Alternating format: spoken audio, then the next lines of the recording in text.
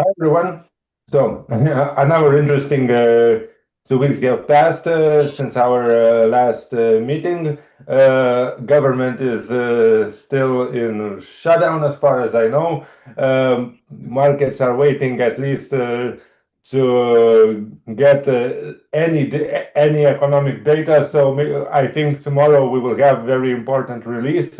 Finally, I'm sure we are really looking forward to it. Fed entered blackout period also, so no speeches for now, quite calm markets.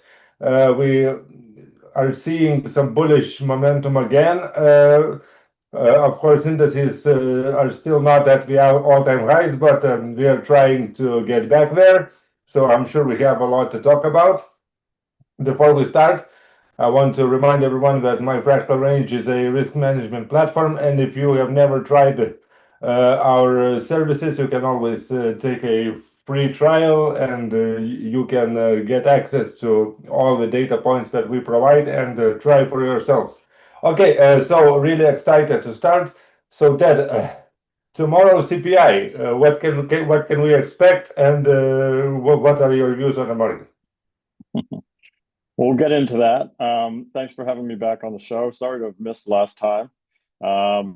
Had I been on the show, we would have been talking about high yield credit at the time. And I think the day after that, we got a little bit of that volatility. And the question for today is that going to continue to trend? And what happens tomorrow when we do get a CPI release? How is that going to affect everything? Because we have been data starved in the absence of having any data released. They are going to release the CPI, as you mentioned. So we will at least have that to deal with as we move forward. So let's take a look at. I'm going to hit briefly on some of these key data points. I'm not going to spend a lot of time here, but I do want to sort of run down where we are from a macro point of view. Not a lot has changed from my macro service. We're still in Goldilocks. It's starting to get more dispersion though in that result. We've got some movement towards reflation, which is growth up, inflation up, and we also have some movement in the deflation camp, which is growth down, inflation down. So kind of maybe at a bit of a crossroads. We know that GDP, the last full print that we got for Q2 was up at 3.8%. Big surprise. We did get a print last week on the Atlanta Fed real-time nowcast. So no prints since 10/1, and then on 10/17 they put out a 3.9% nowcast. So we're at that's up from the last print at 3.8. So ostensibly from that point of view, growth is strong. That said, since we last spoke, since I spoke with you guys last, we did get an ISM services print that was weak.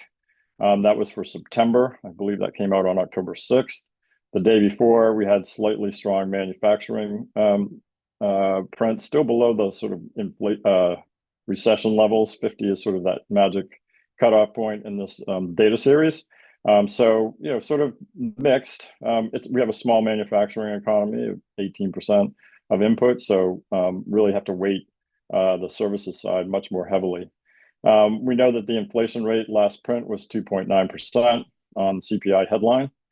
We know that core also printed 3.1%. They will be printing tomorrow. They need it for a whole host of inflation, a whole host of things that are tied to inflation, such as Medicare adjustments, as well as tip pricing, Treasury inflation protected securities. So we do need that number, and they are going to release that number.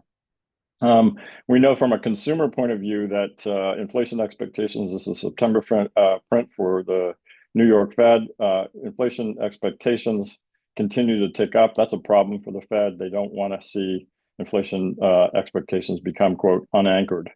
The market, however, is seeing inflation fairly stable, down slightly from the last time we looked at this at plus 2.26% over the next 5 years.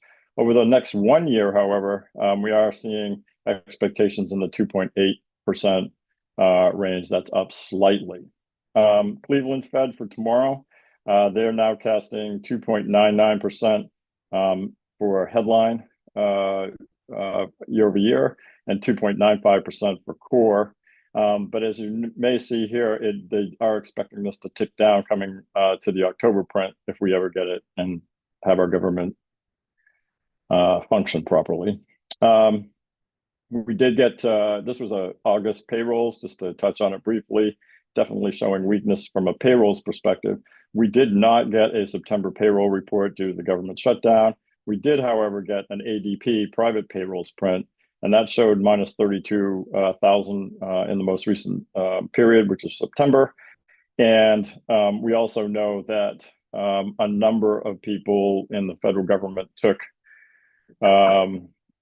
severance and are done. And so we have definitely lost a lot from the labor force in the federal government sector. It's hard to imagine that a number with these two data points is going to print positive. So we do have a weak or weakening employment market. The Powell, however, spoke recently. He spoke on the 14th.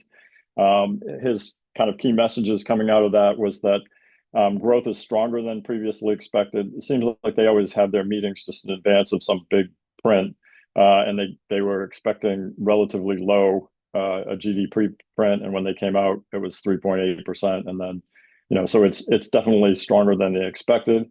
Payrolls have continued to be somewhat weak.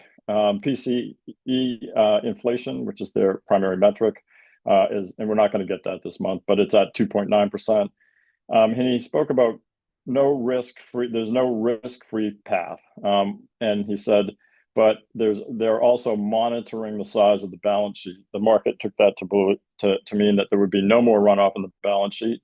And perhaps some were speculating that we might be getting ready to buy bonds again. We'll see. So that's Powell.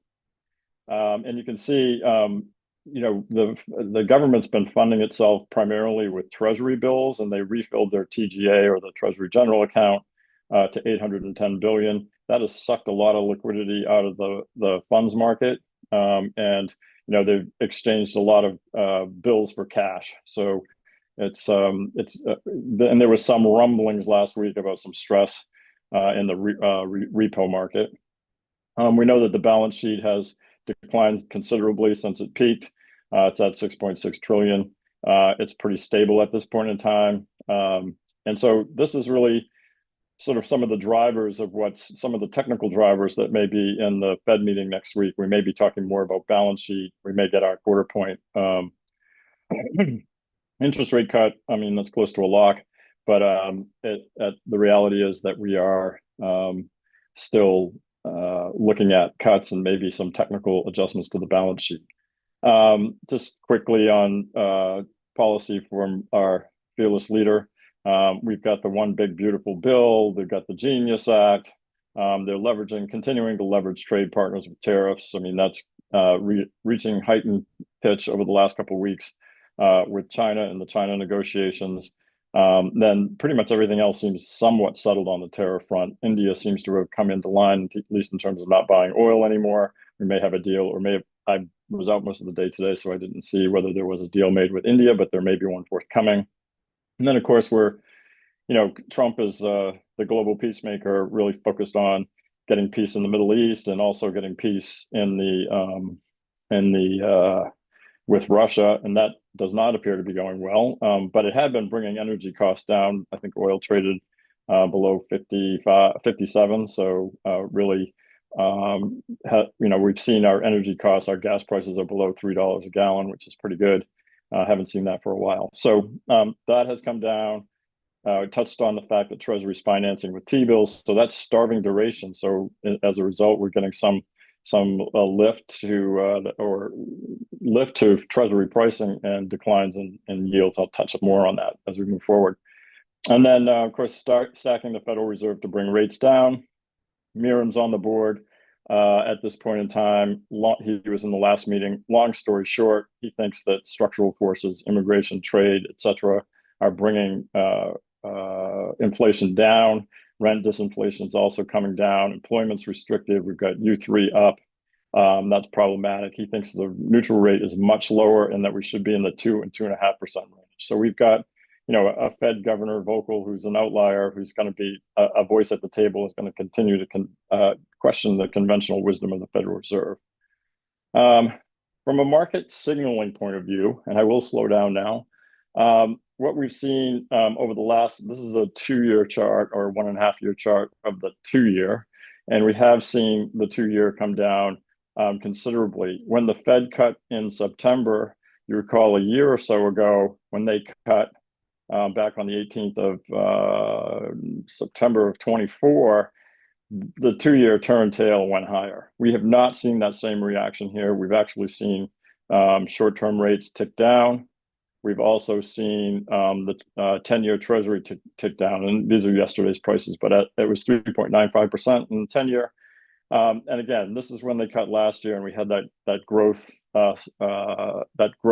fear, I guess, that caused the bond market to really sell off. And yet here we are, a similar situation in a way, and yields continue to tick lower. I don't know exactly what they did today. I think they might have been up some, but long and short, they continue to tick lower.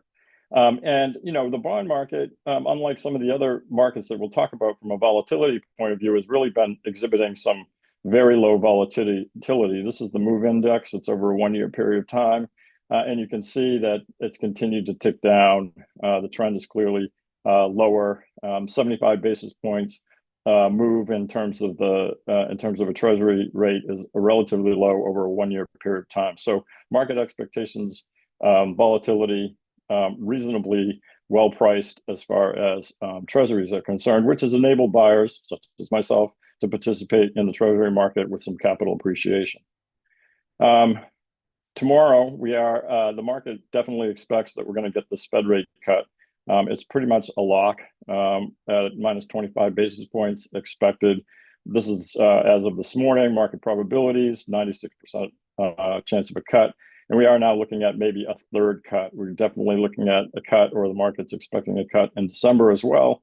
And then we're also looking at maybe another cut at this point, 57% chance in the January meeting. So that's fairly positive from a liquidity point of view, supportive of asset markets for sure. From a signaling point of view, we've got the dollar up and bullish in my view, or in my work. We've got gold and gold vol up, and that was something to behold last week, wasn't it? And we'll talk about that a little bit further when we get into some charts and pricing and trades. And then, yields and the MOVE index are both trading lower, so a supportive environment. But for maybe high yield credit, and I do want to talk about that. There was a signal on that last week that really kind of moved things around. And then equities near all-time highs. VIX is bullish. In my work, I see we closed VIX down around 1730, so that's a low. It's been hanging in this 18 range since it came off the 20 Raphael's exact call for 28 VIX on a side note. And then we've got DAX somewhat struggling, neutral trend, but both Asian markets, China as well as Nikkei, are doing continue to do reasonably well. Commodities have started to move, particularly this week, and I've got Bitcoin bearish, kind of a caution flag. It's been bearish in my work for 3 weeks now, so I'm really looking at, I'm not sure what's going to happen in that space, but I'm avoiding it for the most part. Just want to touch on this before I go into some of the trades. So one of the things that's interesting to me is that the top 3 performing assets since the start of the month, since October, we've got gold at 6.14%, and that number a couple of days ago was 13 or 14% for the month. And I guess it must have been 16 because we have a 10% pullback. TLT, second best performing at 3.37%, and UUP at 1.42%. So prior to really oil taking off this week in terms of commodity sector, we've got 3 assets that are outperforming, and they're really either low or no or negative correlated. So it's interesting that those returns are being generated from those 3 assets. You would not think that gold and the dollar would be moving in the same direction. So that's kind of interesting to me. I'll be interested to hear what Vi has to say about correlations later. but this I find particularly interesting. So taking a look at positioning and trades, I'd like to start with the bond market. We're looking at TLT here. This is a weekly chart. This is a chart that went flip bullish on me back in at the end of May. Took a position at that point in time. Had a little sell signal here back the week of the 15th of September, but has since resolved higher. And I've been long this asset for most of that period of time. So you can see I added since we last spoke on the 7th of October. It hasn't really presented another time for me to buy. I still have some allocation available for it, but I can't buy.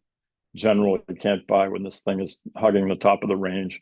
So I won't. So I am waiting for a pullback in TLT.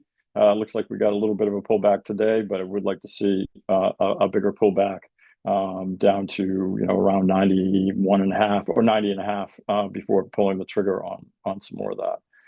At least this thing is sitting in the middle of my screen. Okay, so last week, no, back on the 7th. Okay, so this is HYG. This is a daily chart. And the thing that's been interesting about HYG is that over the past 3 months, this thing, the variance on it has been about 25 to 30 basis points a day. So for high yield credit to be in that range and have very little daily variance was something to behold. I had an opportunity to add back on the 7th, which I did. It came into the middle of the range and I bought. And then the thing just continued to deteriorate, and we had this 4 standard deviation plus move down. My stop got hit here on the 9th, and my stop got hit here on the 10th. This caused me to, really, ask, where is that thing? Sorry. That's what I tried to do. Anyway, what this caused me to do is really kind of question what's going on. There's some sort of turbulence here in the matrix that's starting to generate some potential sell signals. And so this has been, I've cut that position. I think I cut 3 times, so I'm down to a quarter of my original position size. And it still has recovered. It's still reasonably positive. Volatility has come down. But this was kind of a warning sign for me that maybe some things are starting to shift under the surface. On the other hand, treasuries, this is the 10-year, it's IEF, has been something that, it's been relatively stable, relatively low volatility, and something that I've continued to add to as I can as we get pullbacks. Again, I could add more to this position. I have a pretty decent position, probably 500 basis points, but I would consider adding some more on a pullback into the mid 90s or low 97. And then I'm not really long right now. I have a very small residual position in IVOL, which is interest rate volatility. I am looking at it. It did actually turn bullish in my work this week.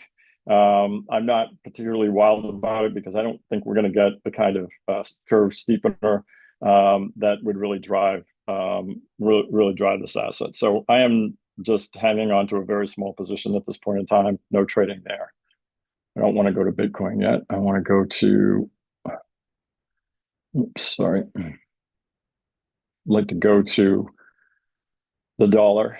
So the dollar gave me a signal to get long back in early July. It hasn't done a lot, but it's been something that I've been able to add to over time. This is a daily chart of the US dollar. And this is UUP, which is the primary vehicle that I use. I also use USDU, but you can see this is giving me some nice opportunities to add at the low end of the range, to sell some, buy some as it pulled back. I bought some last week. I got really aggressive, and I thought I was supposed to buy a certain amount, and I bought more than I should have. And so I sold some of that the next day, but it wasn't because I necessarily wanted to. So the dollar's behaving reasonably well. We'll see if we continue to get some lift here, but I'm bullish on the dollar at this point in time.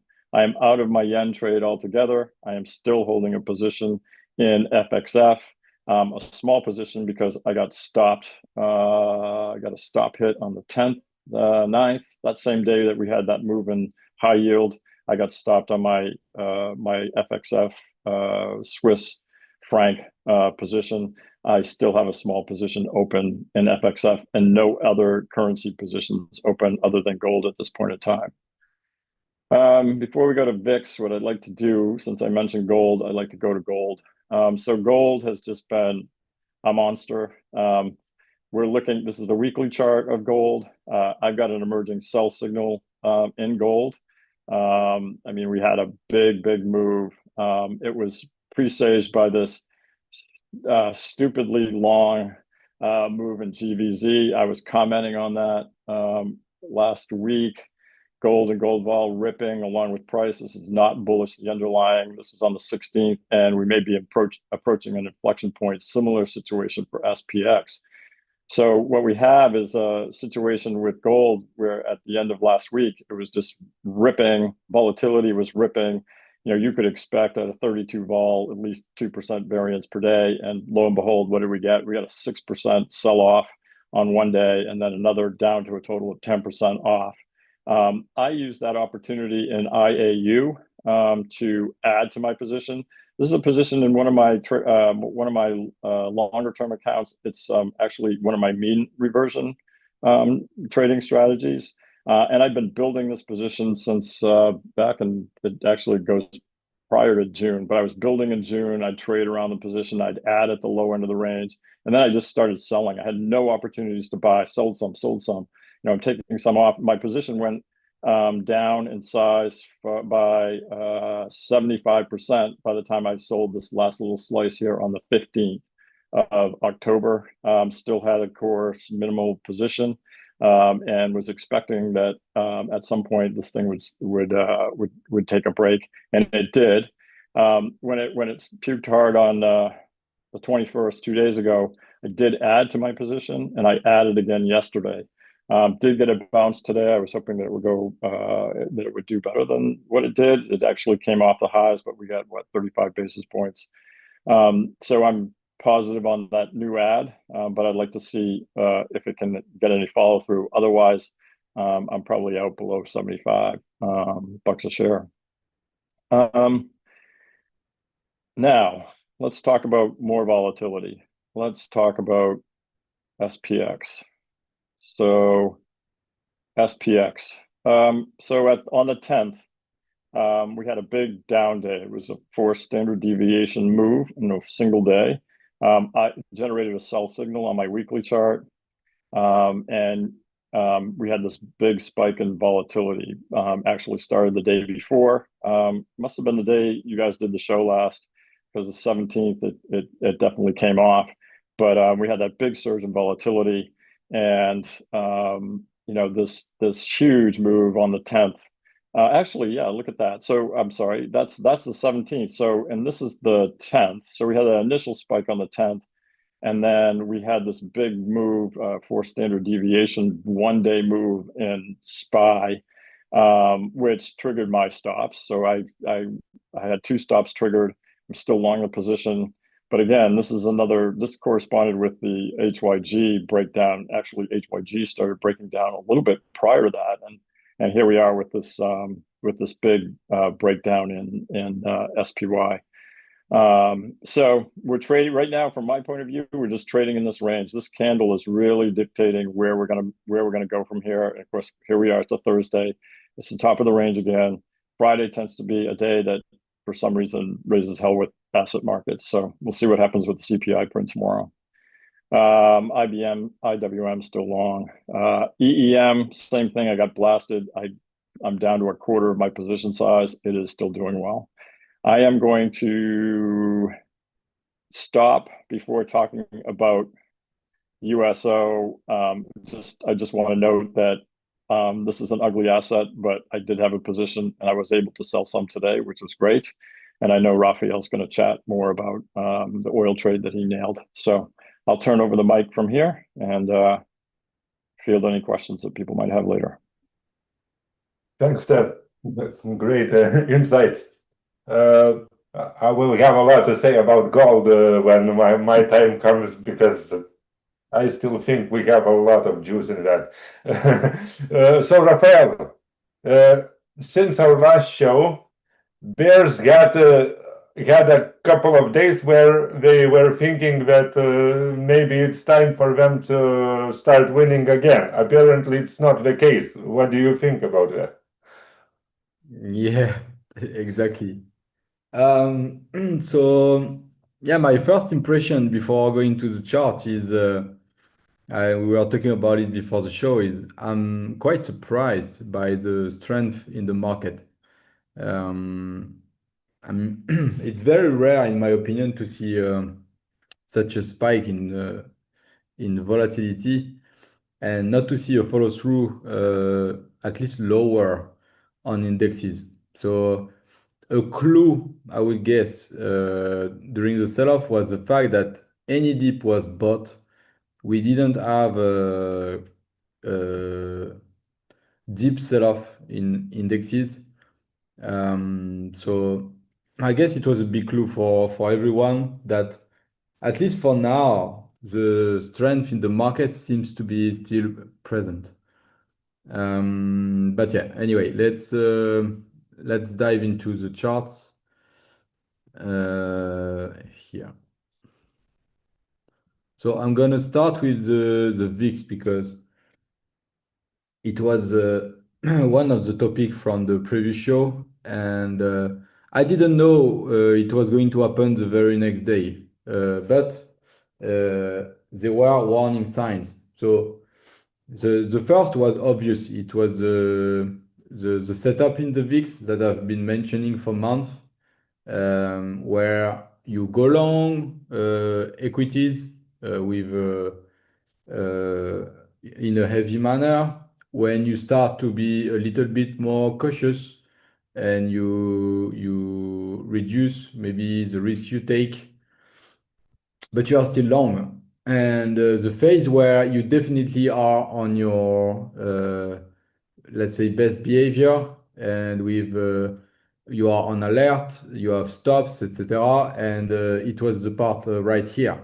And I mentioned 2 weeks ago that when you looked at the volatility of VIX and you pretended it was an asset, let's say it was Tesla, or let's say it was a stock you really like, and you were seeing this kind of volatility profile, it was, of course, an asset that you would want to buy. Why? Because when you have this kind of volatility profile, it only means that this asset is gonna rip. The only question is when. So it was very lucky that it happened the next day. Not so lucky for the long positions I had. I got stopped on every position I had, be it at profit stop, break-even stop, or just because I decided to unload the position because I didn't know how high the volatility spike would go and how the market would react. I obviously tried to buy the dip on that particular day and at some particular levels, which I thought would hold.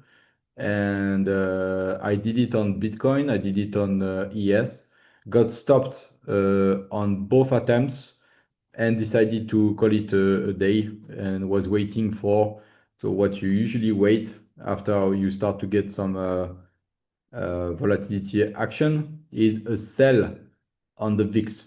Okay, so I basically did what everybody does. I day traded because that's what you do when VIX is in the high 20s and waited for a signal to attempt a swing position. So now what we had on the 17th, so I posted on Twitter what happened. A sell triggered here. Obviously, the sell disappeared intraday because the VIX was smacked. But if you were using my script, so buy and sell signal on the daily, and you use alert, you got that alert, or if you are inspecting the VIX at that time, you saw the sell. I know some of you saw it. So definitely it was trigger to get long. So I bought some yes, 6575, almost the bottom. I wish I bought it here, but I tried higher, but stopped. I just didn't look back. But anyway, got the confirmation on this one. Sorry. And now what I do is I'm just unloading some at every major levels. So the levels are quite simple. You have all the levels, they are provided by Vi. I'm looking to unload at settlement, quarterly pivots, monthly pivots, levels, etc. I'm not gonna try to add for now, and I'm gonna explain the reason why I'm still very cautious. So we got the signal to get back in. Now the usual behavior after a spike on VIX could be considered as a one-off, would be that volatility would start to break volatility trade. So here, which it is doing, volatility is breaking volatility trade. And you can see here on the chart itself that the VIX price is now considering trade as a resistance. This is very good for bulls. Okay, this is my bullish side talking. This is very, very good for bulls. And it would suggest that this was a one-off and that volatility would start to go down. And that ES and other risk asset would start to climb back up. You have other clues that suggest this idea. First of all, you are starting to see a lot of caps appearing. So let me show you some of them. This is from MFR website.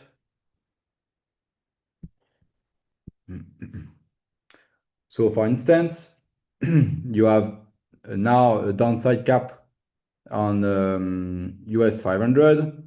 You have an upside cap on VIX, upside cap on VXN, downside cap on Bitcoin.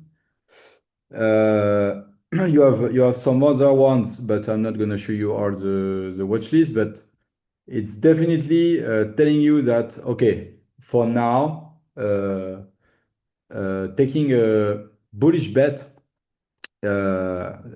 when you had the trigger was the right plan, and adding currently is also a good bet. You had some other confirmations. Let me move that. And I think Vi is going to talk about that. ES is starting to reclaim levels. So you can see here, the monthly level is being reclaimed. It's been tested, and it seems to be that the monthly pivot is holding. So I'm gonna let Vi talk about that because it will be more interesting that he's talking about it. But the bullish clues are piling on. It's very hard to imagine that it was not a one-off. So that's my bullish take talking. Now, I'm still on the back foot. The reason why I'm still on the back foot, despite all of this, is because the macro research I'm looking at is starting to show some Ted said, some dispersion. The agreements between the macro guys is increasing. Some of them are actually showing some interesting data regarding the growth deceleration. So there's a potentiality, because it has happened in the past, that the volatility here is just a fade, and that volatility here will go back down. One other clue regarding the potentiality of this is the fact that I mark the minimum level where the trade of volatility for any asset has been to in the past, suggesting that when this trade of volatility gets to the mean, volatility will have no other place to go, and this would mark the minimum where the maximum where the asset would go. We have not reached the first mean daily trade for VIX. So you can see here, my first target is in the low 22. And now the trade is in the 27th. So that would suggest to me that this move is not over. So the way I'm going to play that is I'm going to be bullish until proven otherwise. So I took the right position. I took it with minimum risk. I already made money on that. The clues are piling on to confirm that it was the right way to play it. And until I'm proven otherwise, I'm going to keep this position. So, but what I'm going to be looking at is the behavior of the volatility of VIX. Will the cap that are currently manifesting disappear or not, especially in risk assets, in the VIX, in S&P? I'm going to watch that. I'm going to watch that for confirmation. If everything is confirming the bull, then I'm going to start to add some more. And I would expect VIX to enter on the cycle of 1, 2, 3 steps for VIX, cycle 1, which is you just buy the fucking market with big positions. So yeah, that's my current thinking regarding VIX and yes. Especially, I mean, I laughed at this one, but I saw the CAC and I was like, okay, does this thing look like it's about to crash, or is this something bearish? I mean, considering the political situation that we are having now in France, the CAC is just climbing and climbing and climbing. So, I mean, I'm looking at that. I'm looking at the Nikkei, and I'm like, okay, that's another clue that maybe the buy was a good idea, and that I need more confirmation to switch to the bearish side. Okay, so yeah, let's stop beating on this horse. Okay, now let's go to DXY, and actually I have a question for Vi regarding correlation between the dollar and SPY, QQQ, etc., because it's quite positively correlated. So if you could address that, Vi.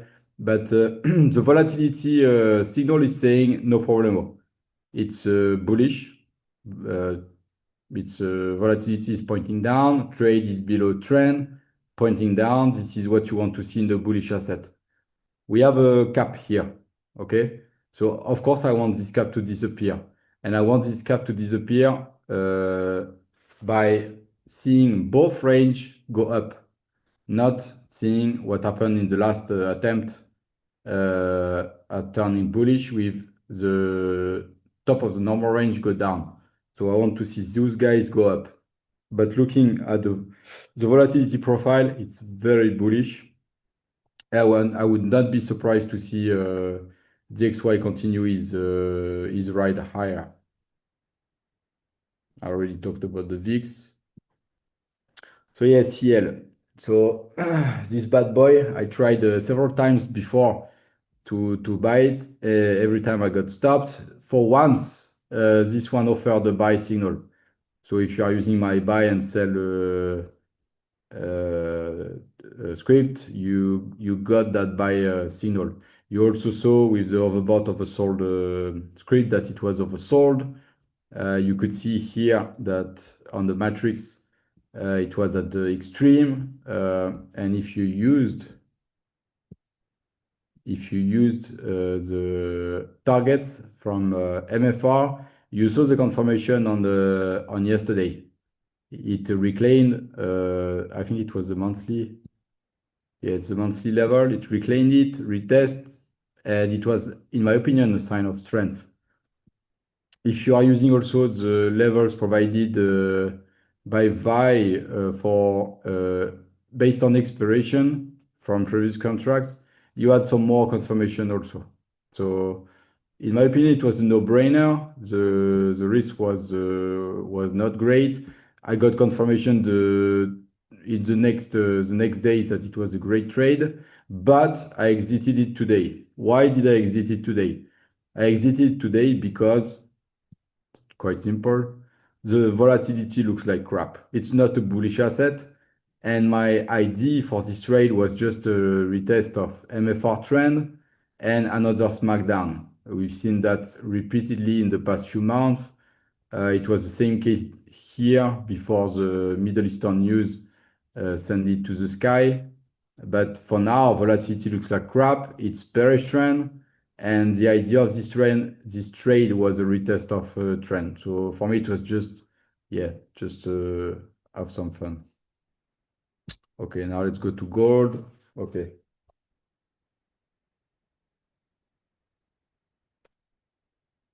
So same as usual. You want to look at the mean that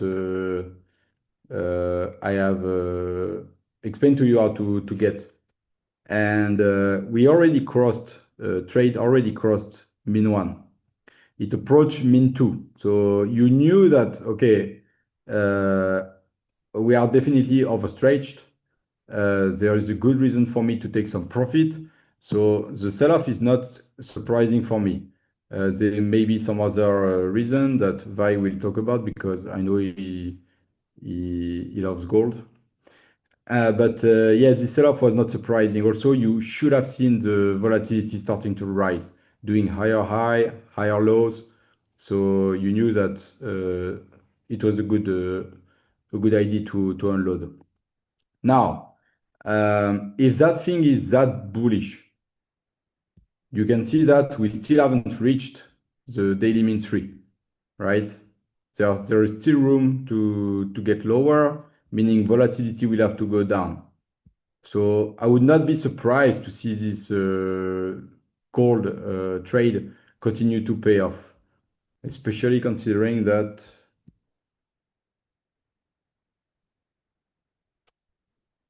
you still have some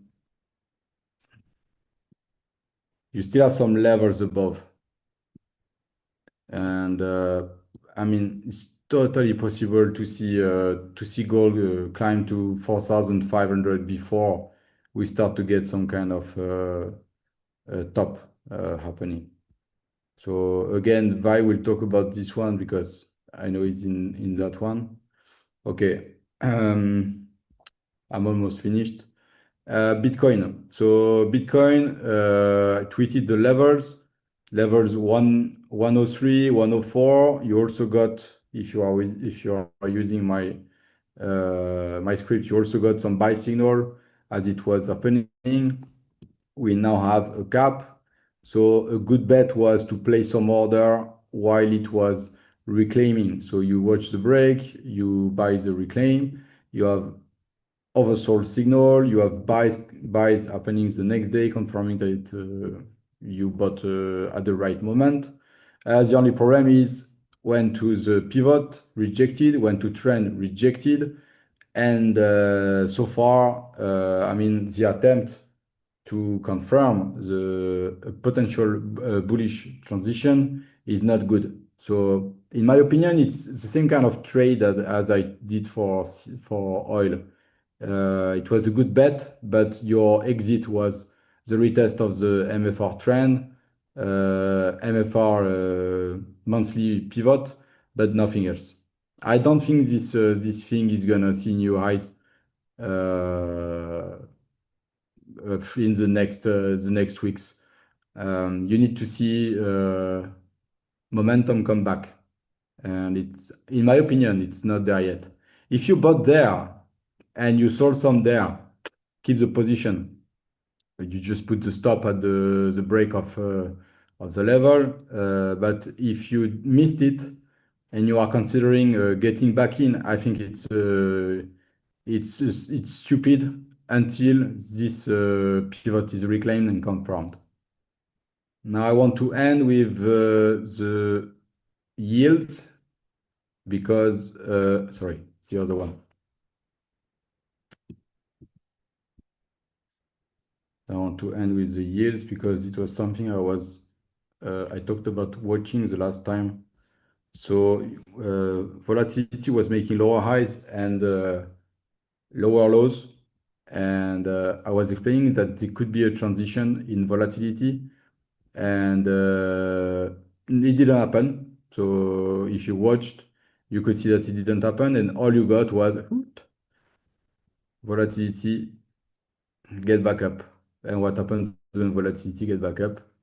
You got a sell-off in yields. That's what happened in all three I'm watching. So if you are long bonds, good for you. Volatility of yields come from your position. So yeah, anyway, I'm gonna be short. I'm in waiting mode. I want to say the signal is quite bullish, but I don't know. I just can't kick out of my mind the idea that maybe it's not over.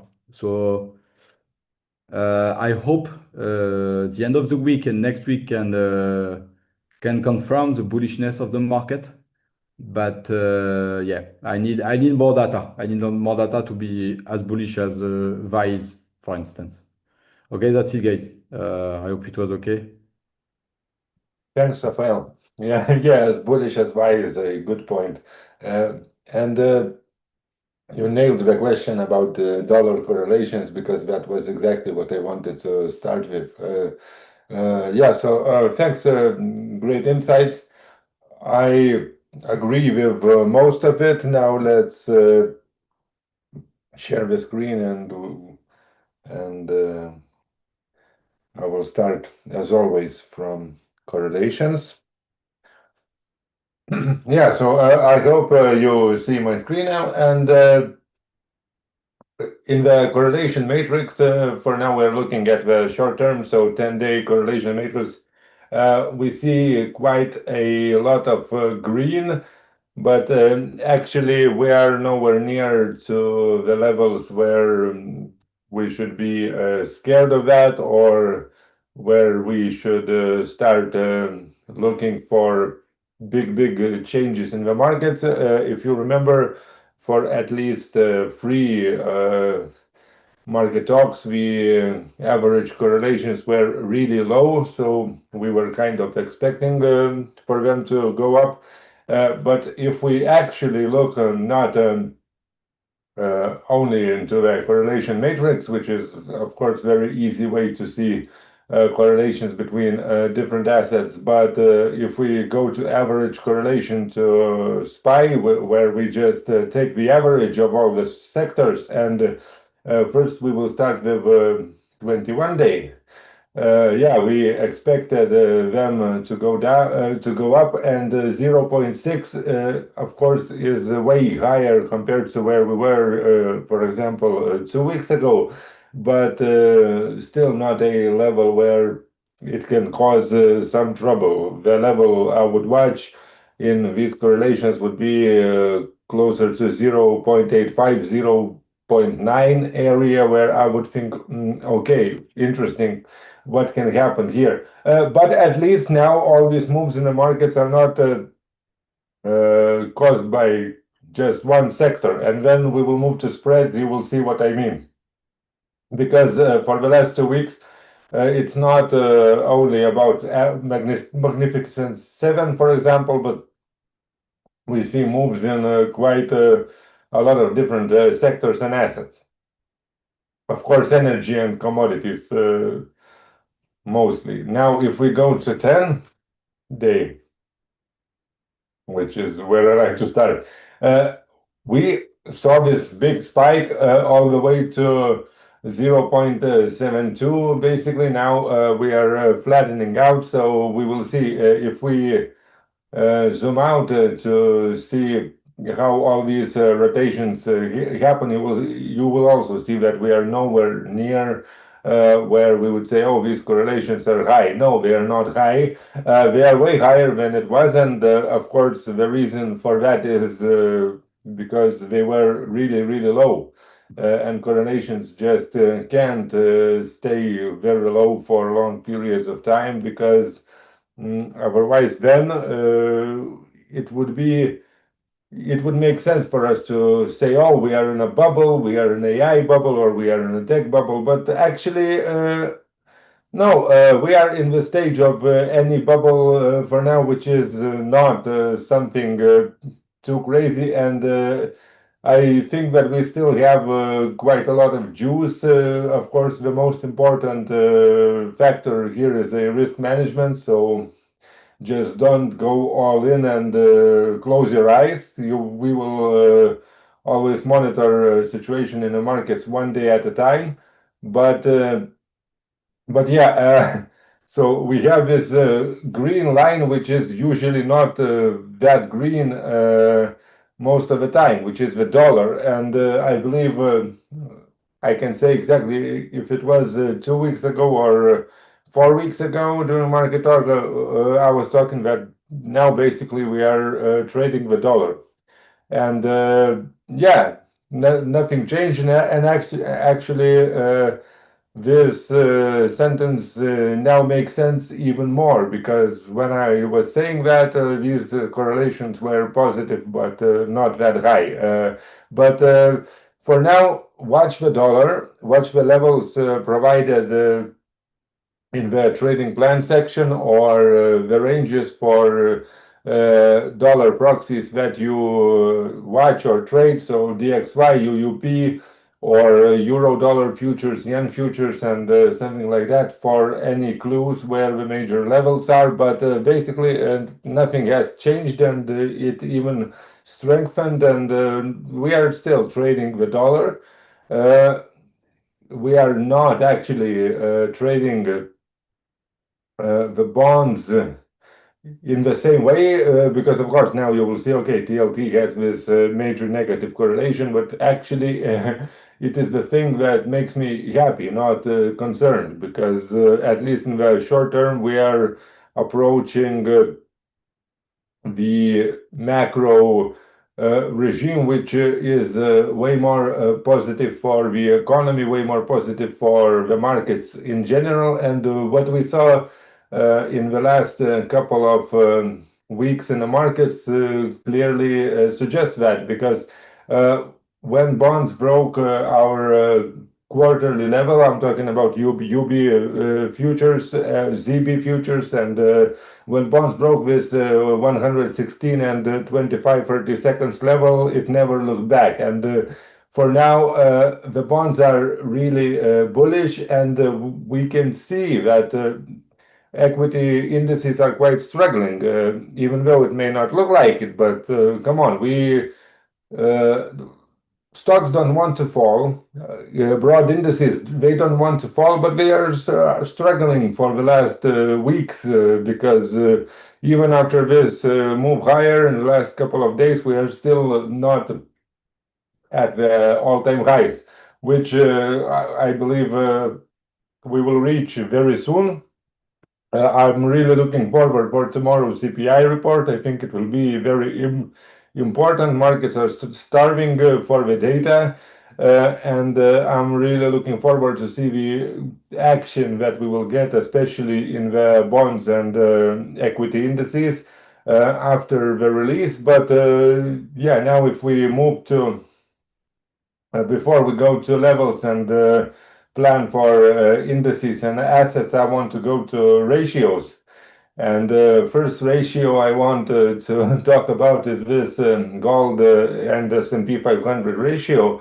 For this presentation, I'm using GLD SPY, because normally I would use futures, but it would get way more confusing for you to get this data for your own analysis. So let's stick to GLD SPY, which is a good combination to use instead of futures. And of course, we had this massive drop in the ratio 3 days ago, because gold had an amazing move down. We saw a 5% down move. Silver was even more crazier. We will touch on that.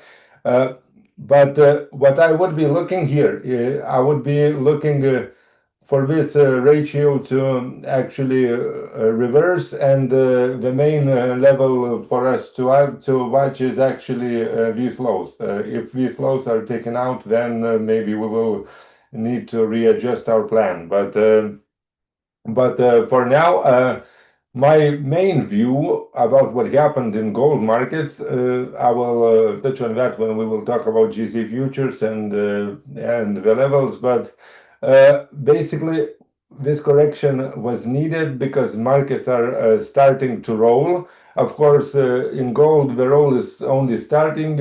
Open interest is moving quite slowly, but soon we will see an acceleration of capital flows from December contract to February contract, which will become the next front month sometime in November, because I'm sure you all know that the amount of gold that is represented by all the open contracts in all the gold futures markets abroad, that gold doesn't exist.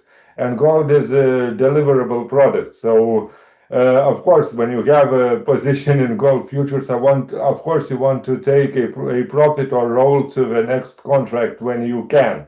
So what we saw, especially at these targets, and trading plan subscribers know that we had a third ladder, which actually was very strong level, and the smooth swing move close to 43.90 in December gold, where it was the actual top, and we just needed that move. My thinking regarding gold, if we now just quickly go to GC continuous contract, which is not the main contract I'm looking at, but now December is a front month, so I still think that we need to go for this correction to 39.60 level. And if you are a trading plan subscriber, you know really well what this level is and why I am talking about. So now when all these numbers load, still ignore V and X contracts, because V contract we will have new levels only after next Wednesday next week when V contract expires. But we had our pivot at 37.75. I talked about it a lot, and the targets generated were 39.60 and 41.46 with a third ladder above 4,300, of course. So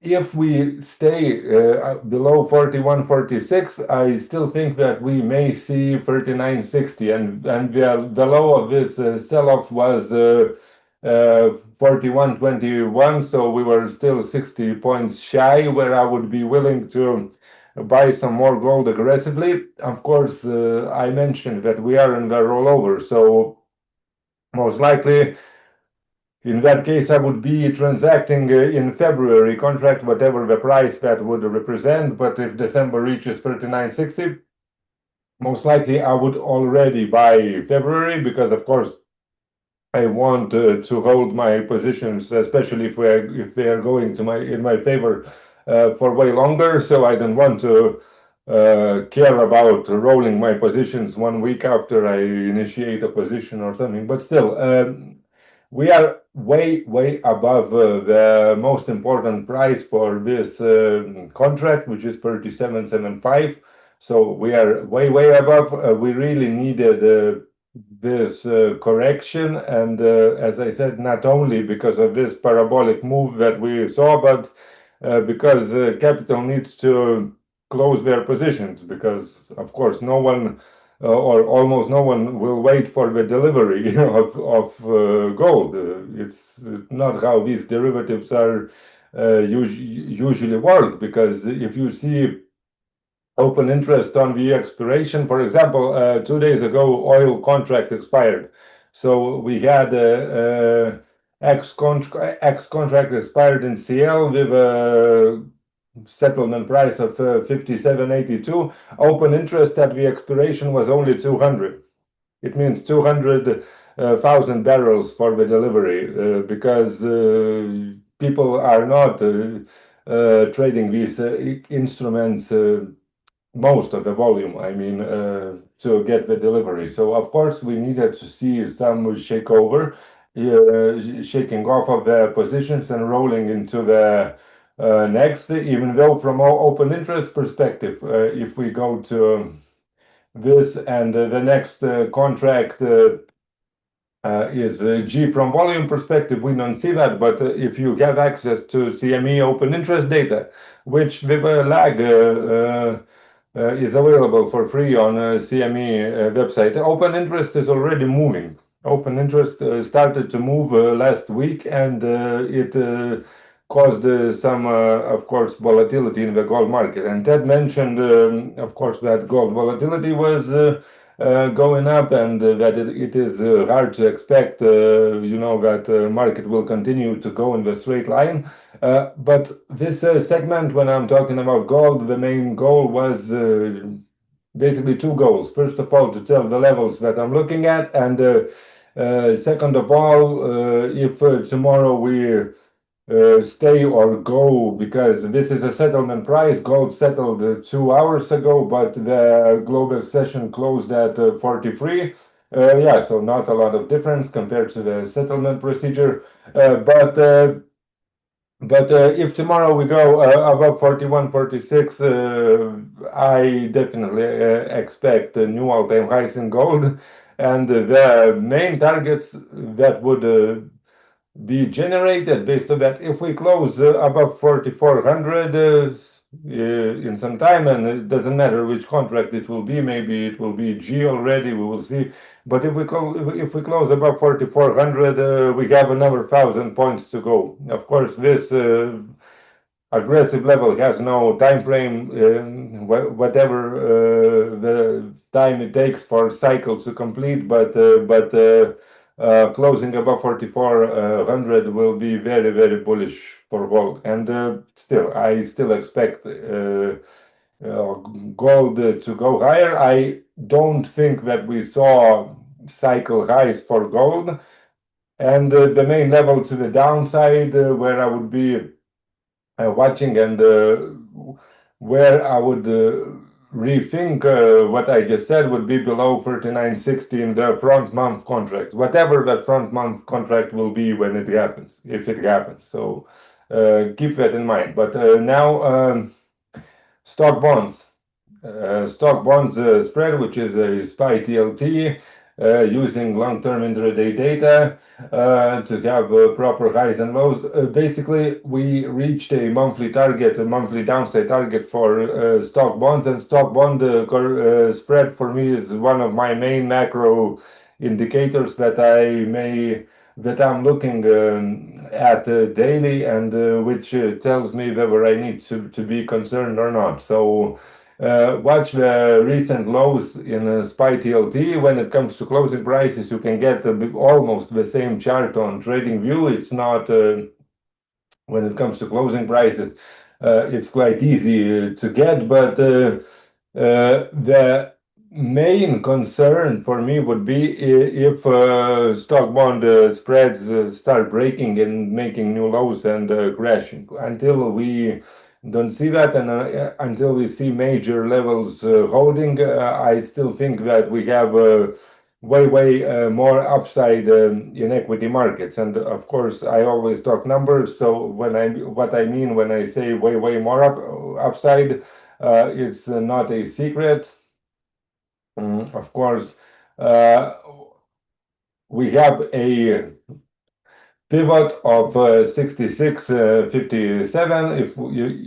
If you don't know how these levels were generated, I will repeat it because I'm mentioning it on every stream. But we have a level of 66.58, and our targets for this expiration is 69.83, and well, if we manage to get above 69.83, then we will talk about way higher levels. But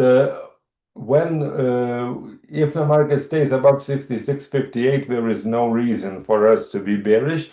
There is no reason for us to start, calling for crashes, tough times, or end of the bull market or something like that. The most important level for now is 66.58. If we manage to close at least a couple of days below that level, then we'll talk. And the previous expiration was at 60.10. If you want acceleration and downside momentum, if we stay for a long period of time below 66.58, then you can be almost sure that we will get a big and fast down move. But if I get, I don't trade guesses, I don't trade opinions, but if I got to make a guess, I think that we will have some sort of a big downside move next year, maybe in January, but I believe that they will close the year at or close to the highs, whatever those highs will be.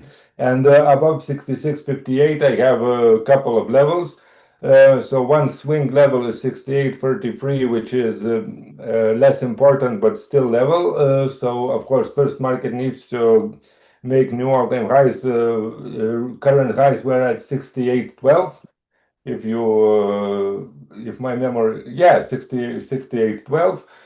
So above 68.12, we will have small swing target at 68.33, but the overall goal for this expiration is 69.83. Why I'm only talking about the upside? We had this conversation with Raphael before the stream, and with a couple of users. I will talk about the downside when we are trading below 66.58. For now, there is not a single reason for me to talk about the downside. And hey, we have had quite a few volatile days over the last couple of weeks. Maybe we will trade below there after the CPI release. Who knows? But if not, I will not be talking about downside at all. And for those who are marking the levels and who are paying attention to the numbers that I'm saying, yeah, so below 66.58, we will have levels at 66.10, 65.80, then all the way to 65.04. Below 65.04, I will provide new numbers, but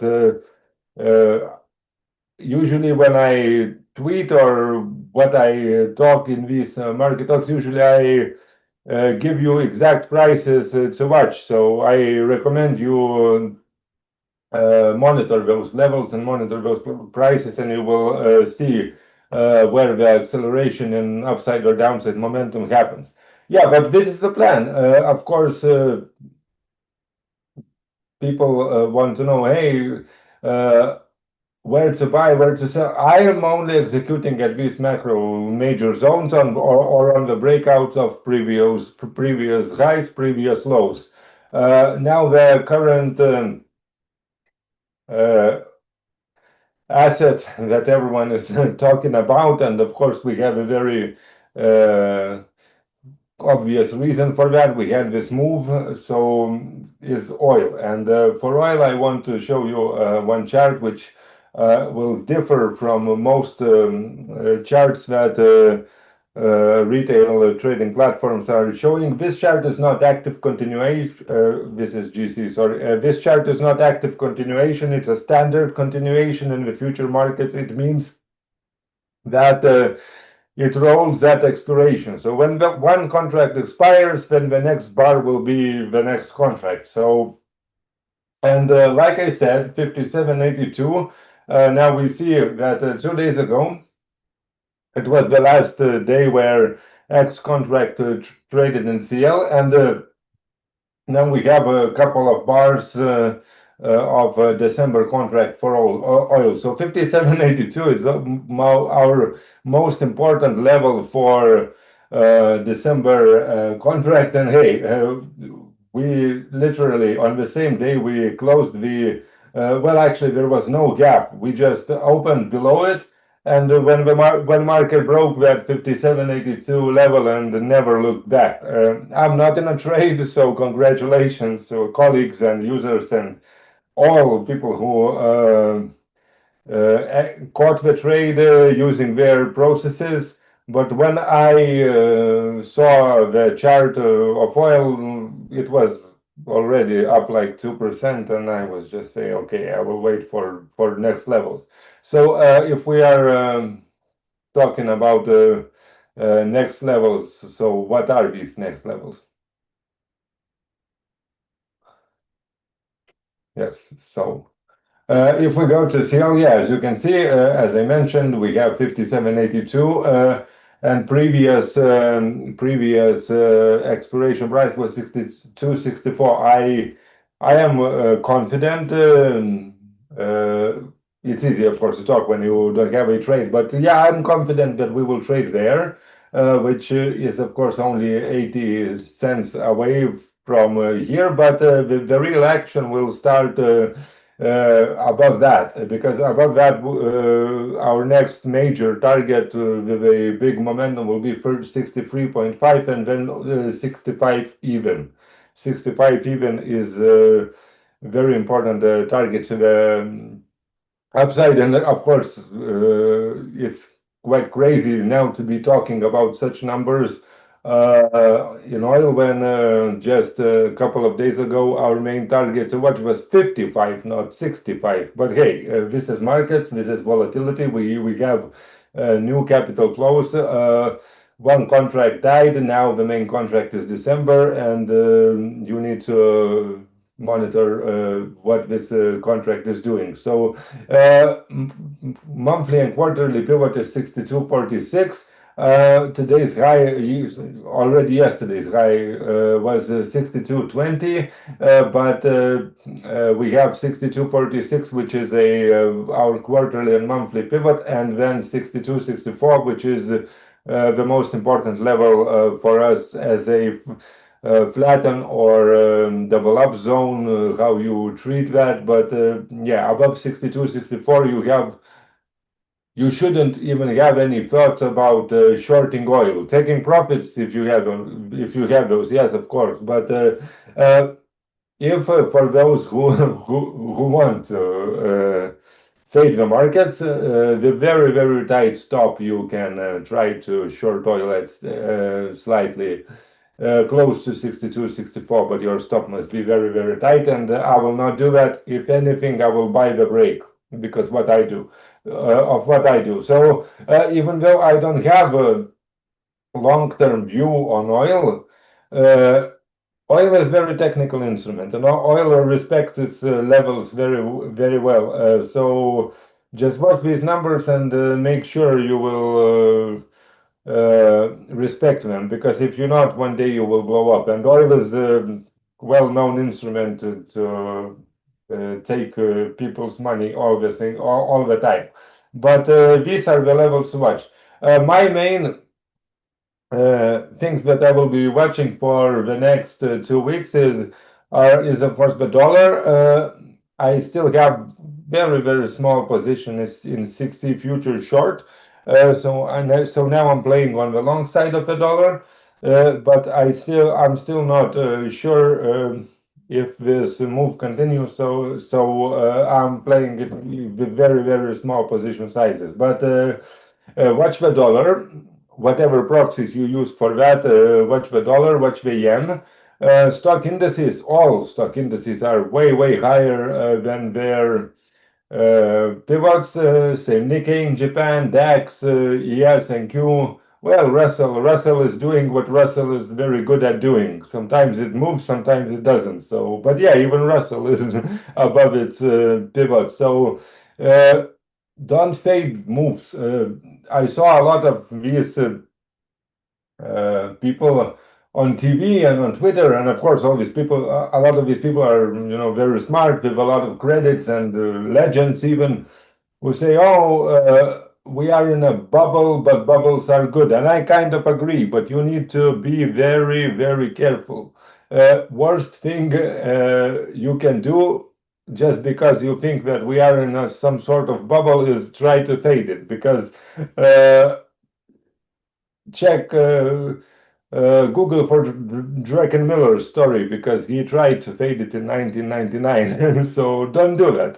Just don't do that. And you only short the market when it breaks. You only short the market when it breaks, and what I mean by that, you have all the important levels to know: long above, short below. Or my advice, especially for retail, would be to change this phrase a little and say long above, flat below, because shorting is absolutely different story, and I don't think that it's for everyone. But if you can simplify things, and what we offer now at MFR, and at least what my goal is with all the trading plans thing, is to simplify everything to as simple as possible, but not simpler, because then it will not work. But as simple as possible. You have the exact prices to look at, and if market is trading above these prices, don't need to chase. If you don't have any positions, don't add to them in random places. But if market is trading above pivots and above the levels, don't fade that. At least do that. But other than that, I'm really excited about our show today. Just especially because tomorrow we will have CPI, and for one reason or another, I expect quite an action in the market. It will be disappointing if we don't get any action, but we will see. But main views, yeah, we are above, all the assets are above their pivots. Bonds are very strong, and bonds are in a bull market, and you should be buying dips in bonds. If you get any dips, any reasonable dips to our levels, bonds are a buy.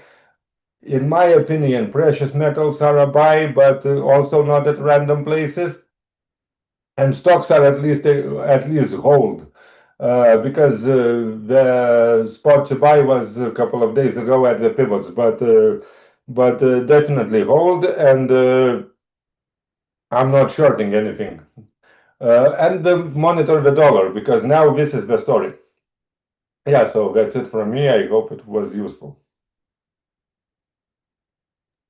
Thanks, Vai. There is a question. So, Vai, how do we interpret ranges touching levels? So, I guess he's talking about matchup. Oh, so it's exactly how I spent an hour, or at least an hour, on a trading plan video showing that. So I highly recommend you watch it. It's available on all previous videos are available on trading plan section. I believe it was the first one that I ever made. I literally spent entire video showing how to combine all the signals, but it's a very important question. So, of course, if you have a matchup, and matchups are most important in my process, and matchup is, for example, you have low end of a range. If it's a cap, even better. But let's say even if it's not a cap, but both longer term and regular term ranges are closer, one to close one to another, and at the same time you get a target level at the same time, which is also very close to that. It just makes that zone even more stronger and even more important. And also there is a hierarchy, and I talked about that hierarchy a lot. If it's a monthly level, quarterly or annual. So annual levels are even more important. Quarterly are less important than annual, but more important than monthly, and so on. So it also depends. For example, if you have a cap on the range, and at the same area you have a monthly level, and maybe a couple of bucks, if it's a stock, just for example, a couple bucks below, you have quarterly level. So quarterly level will be a stronger magnet, but you definitely have high conviction if you see these. Personally, I don't execute on touches. So the main thing about this process is you don't fade, you don't buy when it's falling, you don't try to play some retracement, bounces, mean reversion or something. So if we have a level, let's say to the downside, now stock is trading at 68, random stock, level is at 67. I'm not placing a pending order at 67. I want to see the reaction, and even better if I say, oh, it's 67, it went to 66.50, whatever, and then came back above 67. This is when I'm buying. Of course, because these levels are important and strong magnets for the market, sometimes, that level is all you get, and if you wait for a break, it doesn't happen. But I take the highest conviction setups, and I encourage everyone to do that because, like I said, over your lifetime, you will have plenty and plenty of great opportunities. Your main job is to be there when those opportunities appear. And what I mean by that, if you blow up by taking bad opportunities, you will not be there when good opportunities appear. But it was, I understand why this question is important. If you see matchups with pivots and ranges, it is a way stronger setup when any other setup you can think of. And even, for example, if price is at the level, but we are trading in the middle of longer term range, also it's not the perfect setup. But if you become good at trading and executing from your risk. So basically, literally, if you get good at scratching trades, and if you're wrong, just taking a couple of ticks expenses, then of course you can simply try to execute that target. Not that I have not done it. Of course I did it. So come on. Yeah, but I hope it answered my question, your question. Yeah, that's it. No more questions from the chat. Yeah, so I'm really looking forward for tomorrow, and I hope we will get some action in equity indices, because from my process at least and how I read the markets, this couple of down days that we had, it was not an action that I would call, oh, it was important. No, it was not. I hope after tomorrow we will have more clarity. And honestly, that clarity, I think, I expect to be even more bad for bears. If I'm wrong, it will be even more interesting, but we will see. Yeah, so looking forward. So thanks, Raphael. Thanks, Ted. Thanks, everyone, for joining. Manage your risk as always, and see you in 2 weeks. Bye. See you guys. See you.